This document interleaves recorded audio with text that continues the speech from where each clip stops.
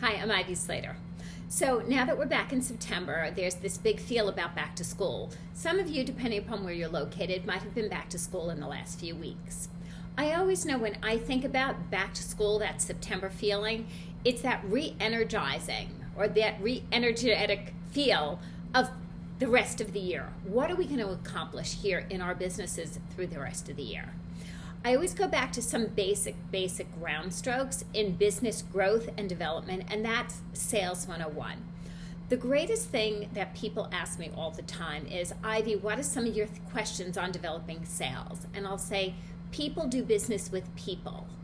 In that concept that we're doing business with people, it's time to be thinking about where we're networking again. Where are we networking is number one. How are we networking? Is it virtual or is it in person? Is our follow-up ending up in results and actions that is moving our businesses forward? And is our follow-up showing up as follow-through also? Are you doing what you say you're going to do when you say you're going to do it? So here's a couple of tips. I know I'm shooting this video right before I head out to a live in-person networking event. Networking, like business today, is a hybrid activity. So some is virtual, some is in person. Make sure you're encompassing both if you can be. Then, make sure you're doing the follow-up. Here's what I mean by that. When I leave this event tonight, I know 2, 3, up to 5 people I'm actually going to have one-on-one conversations with.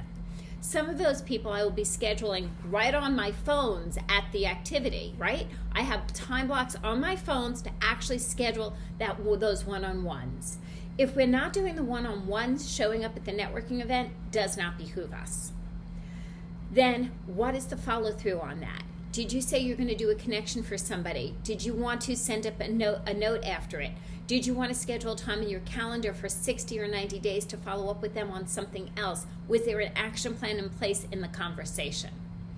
What are you doing to create a strong network that creates strong sales to actually really do great the rest of 2022 and set yourself up for success in 2023?